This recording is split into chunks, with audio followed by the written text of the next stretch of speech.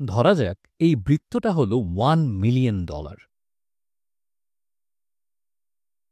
তাহলে $10 মিলিয়ন দেখতে লাগবে এমন, আর $100 মিলিয়ন দেখতে হবে ঠিক এমন, আর $1 বিলিয়ন দেখতে ঠিক এমন লাগবে।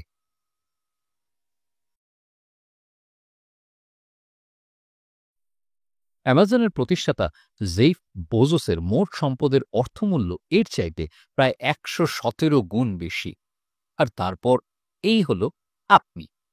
আপনি সম্ভবত এখন কোনো চাকরি করছেন। ইউনিভার্সিটিতে পড়াশোনা করে যে ডিগ্রি পেয়েছেন সেটার জোরেই আপনি পেয়েছেন চাকরিটা। আপনার সম্ভবত খুব বেশি সেভিংস নেই। আপনার দৈনন্দিন ব্যয় হাস্যকর রকম বেশি।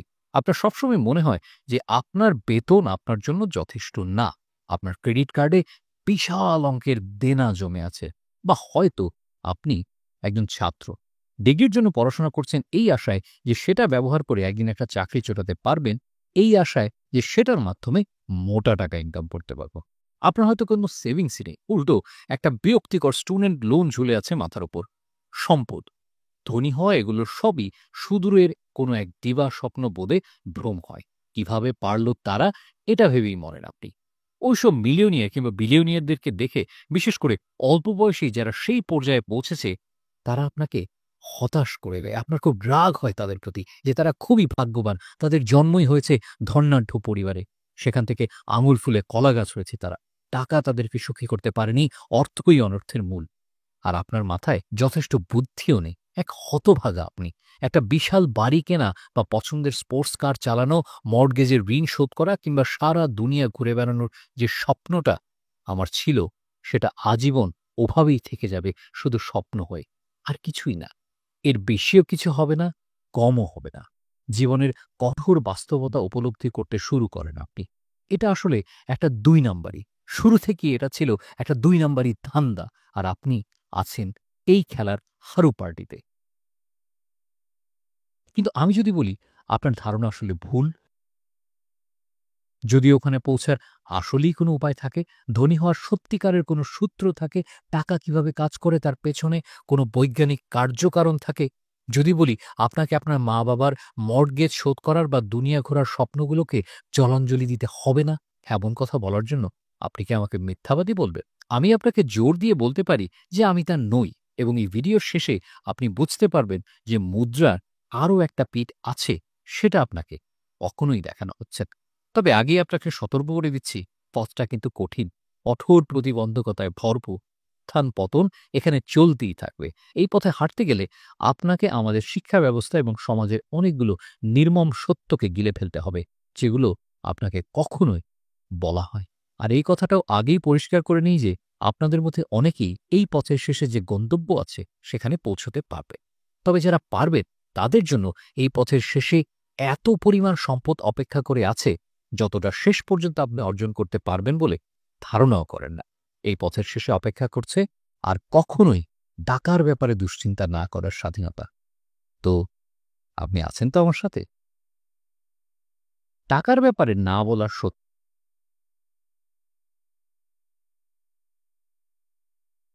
ঘোষণা। এই ভিডিওটি এমজে ডিমার্কোর লেখালেখি থেকে দারুণভাবে সেই সাথে আর্থিক ব্যাপারে আমাদের সমাজ কিভাবে পরিচালিত হয় সেই ব্যাপারে আমার নিজস্ব মতামত এবং ধারণা সংযুক্ত করেছি।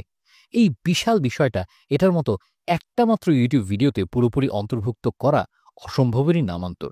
তাই আপনারা যা দেখতে চাচ্ছেন তা হলো আমি সমস্ত তথ্যগুলোকে যতটা একীভূত করতে পেরেছি সেটারই একটা চিত্র।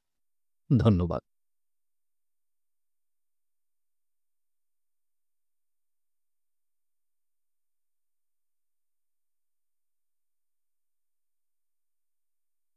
এখনো আছেন আমার সাথে? তাহলে আর সময় নষ্ট না করা যায়। পার্ট 1, যেই মিথ্যাগুলো আপনাকে খাওয়ানো হয়। টাকার ব্যাপারে আপনি সত্যি, সত্যি কি মনে করেন? আপনি একটা চাকর, নাকি আপনি এটাকে আয় করেন, নাকি উত্তরাধিকার সূত্রেই পাওয়া যায়? এটাই কি সকল অনর্থের মূল কারণ?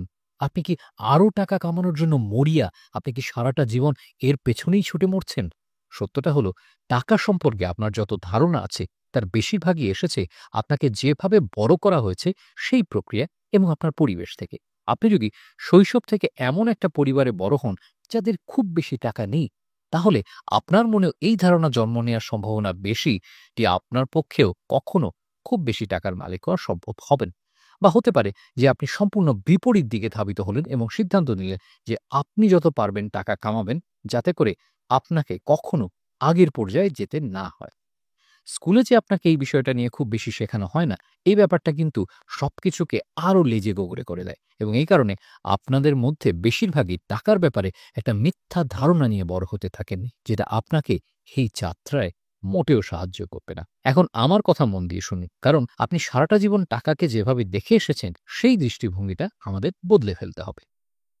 হলিউডের একটা বাজে অভ্যাস হচ্ছে সবসময় ধনী এবং সম্পদশালী লোকজনকেই শয়তান, বদমাইশ, কোনো খানদানি লোক কিংবা দুর্নীতিবাজ হিসেবে দেখানো হয়। প্রশ্ন হচ্ছে, আপনিও কি সেই স্টিরিওটাইপে বিশ্বাসী কিনা? ওয়েলথ এক্স প্রণীত সাম্প্রতিক একটা রিপোর্টে দেখা যাচ্ছে যে যারা দুনিয়ার অতি ধনী, মানে যাদের সম্পদের অর্থমূল্য ৩০ মিলিয়ন বা তার চেয়ে বেশি, তাদের মধ্যে ৬৮% নিজের পরিশ্রমে ধনী হয়েছেন এবং এর বাইরেও সকল গবেষণায় তাদের এই অনুসিদ্ধান্তকে সমর্থন করে। ওয়ারেন বাফেট নিজে প্রতিষ্ঠিত বিলিয়নার, হাওয়ার্ড শুলস গরিব ঘরে জন্ম নিয়েছেন, অপরা উইনফ্রে দরিদ্রতার মধ্যে বড় হয়েছেন, জেফ বেজোস নিজের চেষ্টায় বিলিয়নিয়ার, ইলন মাস্ক স্বপ্রতিষ্ঠিত বিলিয়নিয়ার, সারা ব্লেকলি নিজের পরিশ্রমে বিলিয়নিয়ার। এই লোকগুলো এমন কি জানেন যেটা আপনি জানেন না? সত্যটা হলো, আপনার সূত্রটা আগা গোড়াই ভুল। আপনাকে এই দ্বিপদী সূত্র শেখানো হয়েছে টাকা সমান চাকরি থেকে পাওয়া বেতন।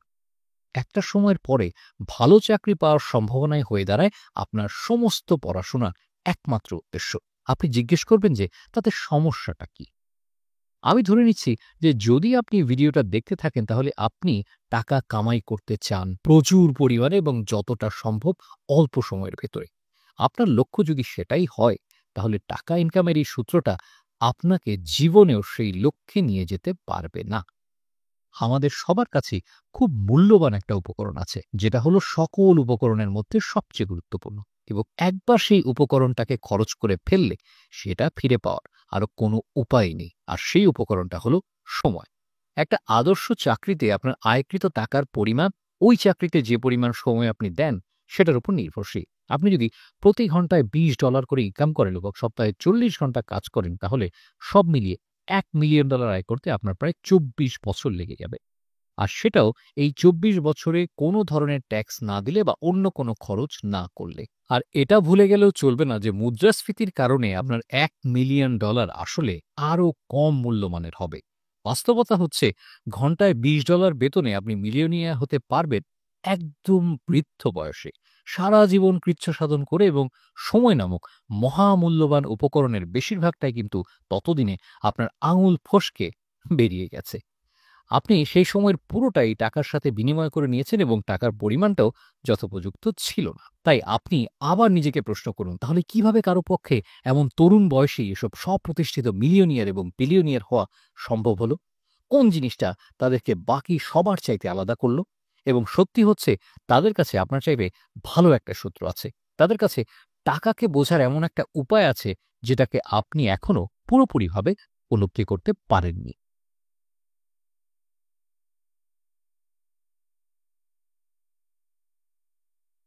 পার্ট 2, টাকা এবং সম্পদের ব্যাপারে আসল সৌদি। খুব মনোযোগ দিন এবার। টাকার পেছনে ছোটা বন্ধ করে দিই। একটা পুঁজিবাদী সমাজে খেলার নিয়মটা এমন, আপনি আপনার যোগ্যতার যাচাইকৃত মান অনুযায়ী বেতন পেয়ে থাকেন এবং যেই লোকগুলো আপনার মান যাচাই করে তারাই হলো মার্কেট অর্থনৈতিক গ্রাহক। মার্কেট হলো আপনি, আপনার বন্ধুবান্ধব, আপনার পরিবার, আপনার প্রতিবেশী এবং আপনার দেশ। লোকজন অভিযোগ করে যে ফুটবল খেলোয়াড়রা নাকি অতিরিক্ত আয় করে থাকে। কিন্তু কোনো খেলোয়াড়কে মিলিয়ন মিলিয়ন আয় করতে হলে সবার আগে ফুটবল ইন্ডাস্ট্রির জন্য একটা মার্কেট থাকতে হবে। ফুটবল ম্যাচ কিংবা পণ্যের পেছনে লোকজনকে টাকা খরচ করাতে হলে আগে তাদেরকে ফুটবলের মধ্যে যে মানটা আছে সেটাকে দৃষ্টিগোচর করাতে হবে। আর যদি মার্কেটে ফুটবল খুব উচ্চ চাহিদা থেকে থাকে, তাহলে ভেবে দেখেন যে খেলোয়াড়গুলো তাদের খেলার মানে শীর্ষস্থানে থাকে, তাদের কি অবস্থা হতে পারে? তাদেরকে এটার জন্য অকুণ্ঠ চিত্তে টাকা দেয়া হয়। আপনি কতটা পরিশ্রম করছেন এক্ষেত্রে সেটা কিন্তু ব্যাপার না। যে মেথডটা প্রতিদিন কাজ করতে গিয়ে ঘেমে নেয়ে একাকার হয়ে ক্লান্ত হয়ে পড়ে, সে কিন্তু ডেস্কের পেছনে বসে থাকা একজন অ্যাকাউন্টেন্টের চাইতে অনেক কম বেতন পায়। কিন্তু প্রশ্ন হচ্ছে কেন? কারণ মার্কেট ধরে নিয়েছে মেথড যে কাজটা করে সেটার মান অ্যাকাউন্টেন্ট যা করছে সেটার চাইতে অনেক বেশি নিম্নমানের। ব্যাপারটা শুনতে যত নিরূহ শোনাক না কেন, মেথডের কাজ কিন্তু যে কেউই করতে পারে। এই কাজটা শেখা কোনো ব্যাপারই না। আর সেই কারণে মার্কেট তাকে সেই অ্যাকাউন্টেন্টের চাইতে বেশি বেতন দেবে না, যে লোকটা বছরের পর বছর গণিত শিখে কাটিয়েছে, যে লোকটা তার গ্রাহকদেরকে হাজার হাজার টাকা ট্যাক্স থেকে বাঁচিয়েছে। কিন্তু তারপরেও মাত্রই আমরা আলোচনা করলাম যে শুধু একটা চাকরি পাওয়াই স্বল্প সময়ে ভালো পরিমাণে টাকা সঞ্চয় করার সঠিক সূত্র হতে পারে না। তাহলে কিভাবে আমরা আমাদের যাচাইকৃত মান বাড়াতে পারি? ইলন মাস্ক কিংবা জেফ বেজোসের ব্যাপারটা আসলে কি, যে তাদের যাচাইকৃত মানকে এত বাড়িয়ে দেয়? সম্পদের এই সূত্রের প্রথম ধাপটা কিন্তু খুবই সহজ। আপনি যদি চান তাহলেই সমস্যার সমাধান করতে পারেন। আপনি যদি ১ সেকেন্ড সময় নিয়ে এই বাক্যটাকে হজম করতে পারেন, তাহলে বুঝতে পারবেন যে প্রায় সকল টাকা-পয়সাই মূলত এই মৌলিক ভিত্তিটা থেকে প্রবাহিত হয়। যদি কিছু দিয়ে সমস্যার সমাধান হয়, তাহলে সবাই সেটার দিকে টাকা ছুঁড়ে মারবে। যদি এটা মিলিয়ন ডলারের সমস্যা হয়, তাহলে এর সমাধান করলে আপনি $১,০০,০০০ পাবেন। এটা যদি বিলিয়ন ডলারের সমস্যা হয়, তাহলে সমাধানটা আপনাকে এনে দেবে $১,০০,০০,০০,০০০। ভেবে দেখুন তো, অ্যামাজনের মতো একটা সাইট আমাদের কতগুলো সমস্যার সমাধান করে দিচ্ছে। দোকানে যাওয়ার ঝামেলা, একটা ডেলিভারি পাওয়ার জন্য সপ্তাহের পর সপ্তাহ ধরে অপেক্ষা করার যন্ত্রণা, স্বল্প মূল্য ইত্যাদি, ইত্যাদি।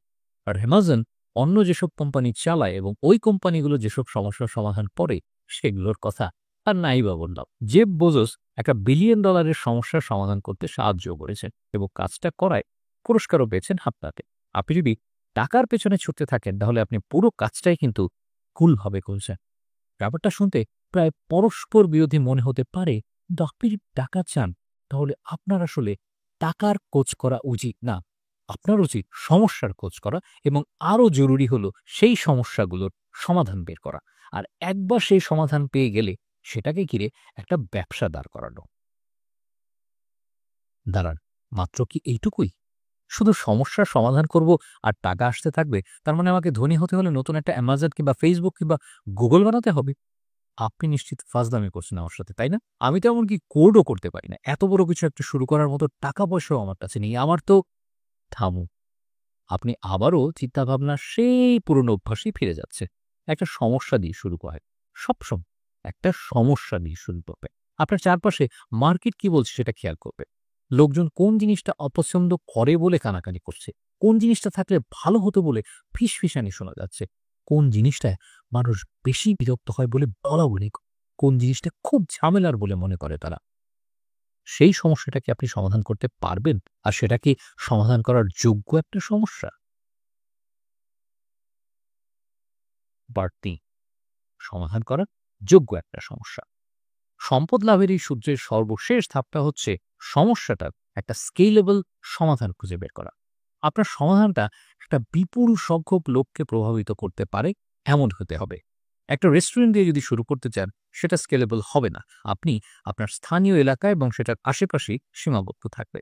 কিন্তু যদি একটা ফ্র্যাঞ্চাইজি হয়, তাহলে কিন্তু সেটা আরও বেশি স্কেলেবল।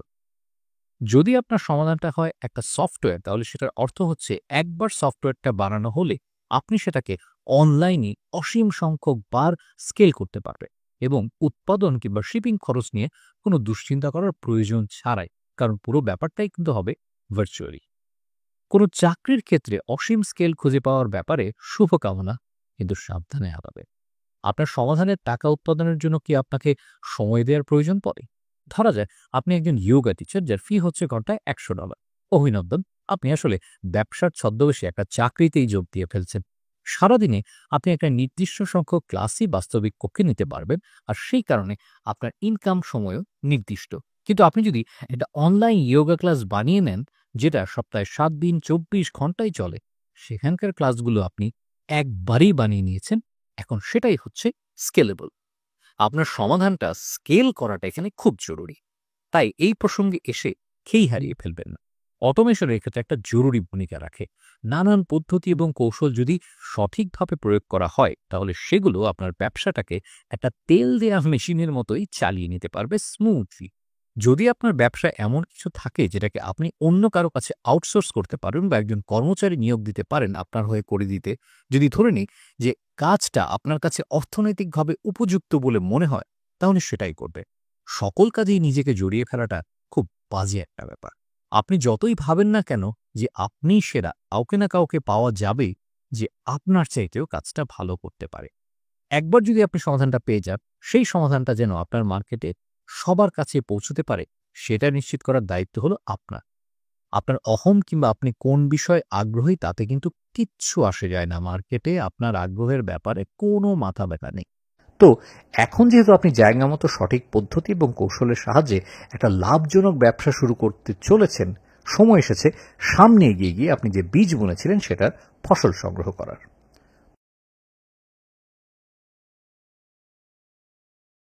পার্ট ৪, পুরস্কার। এই পর্যায়ে এসে আপনার সামনে সাধারণত দুটো পথ খোলা থাকে। হয় আপনি আপনার ব্যবসা চালিয়ে যাবেন বা বিক্রি করে নগদ নারায়ণ গ্রহণ করবেন। এটাকে বলে অধিক, অর্থাৎ যেই মুহূর্তে আপনি বছরের পর বছর ব্যয় করে যে সমাধানটাকে ঘিরে একটা ব্যবসা প্রতিষ্ঠিত করেছেন সেটাকে কেউ কিনে নেয়। যেমন ধরুন ফেসবুক যখন $1 বিলিয়ন বিনিময়ে ইনস্টাগ্রামকে নিজেদের করে নেয়, একই ঘটনা হলো যখন পেপ্যাল প্রায় $1.5 বিলিয়নের বিনিময়ে ইবের কাছে বিক্রি হয়ে যায়, যেটার মধ্যে $165 মিলিয়ন সরাসরি চলে যায় ইলন মাস্কের পকেটে। এবং সারা দুনিয়া জুড়ে এরকম আরও অসংখ্য ব্যবসা গুটিয়ে ফেলার উদাহরণ কিন্তু দেয়া যাবে। এটাই হলো আপনি আপনার কোম্পানির প্রতিষ্ঠার জন্য যত শ্রম দিয়েছেন সেটার ফল তোলার সময়।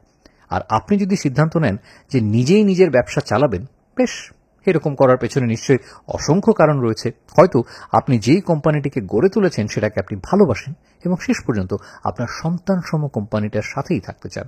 হয়তো আপনি মনে করেন যে কোম্পানিতে আরও উন্নতি সাধন করতে পারবেন এবং পরবর্তীতে এইটাকে বর্তমান দরের চাইতেও অনেক বেশি দামে বিক্রি করতে পারবেন। হয়তো ব্যবসাটা আপনি আপনার অগোচরে চলতে থাকে, তাই আপনাকে চাকা সচল রাখার জন্য খুব বেশি একটা কিছু করার দরকার পড়ে না। বা হয়তো এটা আসলে এই তিনটিরই একটি অদ্ভুত সম্মিলন। যেটাই হোক, আপনি সফল। আপনি এমন একটা সমস্যার সমাধান করেছেন যেটা মার্কেট মনে করেছে যে সমাধান করা উচিত, এবং কাজটা করার কারণে আপনি উপর্যুপরি প্রতিদানও প্রাপ্ত হয়েছেন। তাই এখন আমি আপনাকে প্রশ্ন করতে চাই, এত সব কিছু কিসের জন্যে? পার্ট ৫,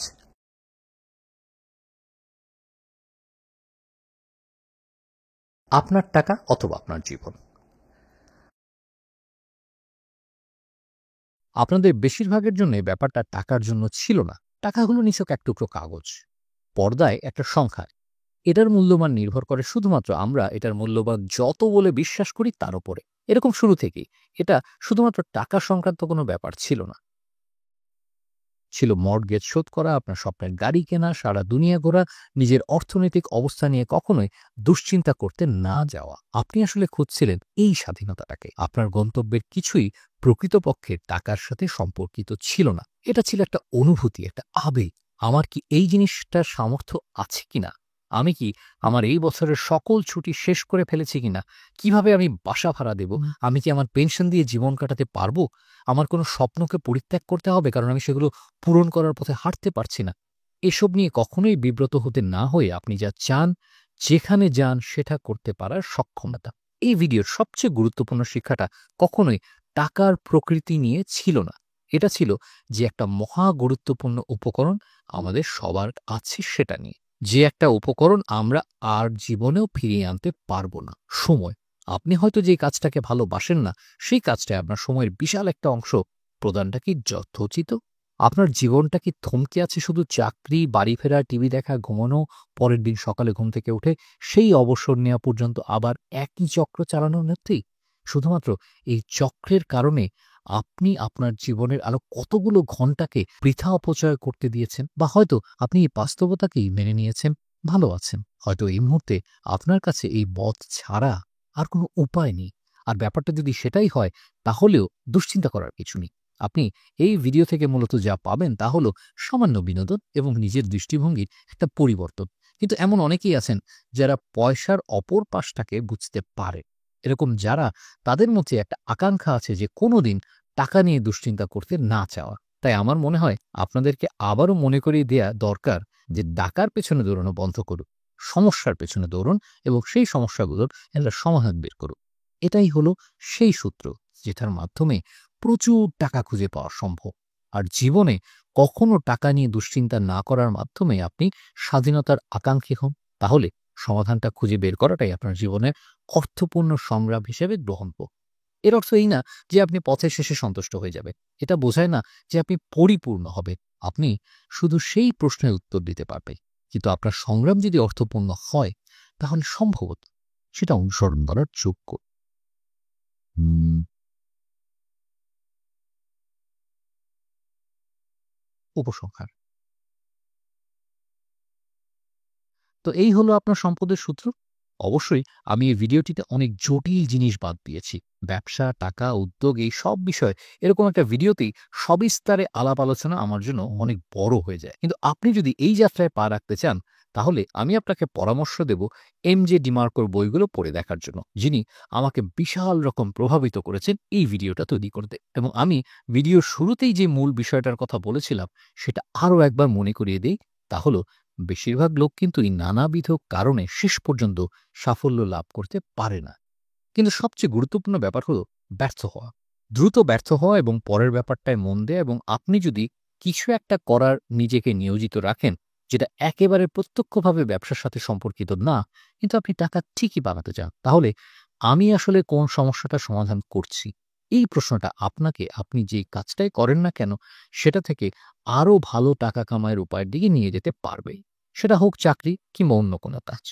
যদি আপনি আপনার চাকরির জায়গাটাতেই বেশি সমস্যার সমাধান খুঁজে বের করতে পারেন, তাহলে আপনি সেই ব্যাপারটাকে ব্যবহার করে আরো বেশি বেতন দাবি করতে পারবেন।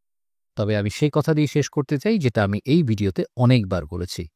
টাকার পেছনে দৌড়ানো বন্ধ করুন এবং সমস্যার সমাধানের দিকে দৌড়ুন।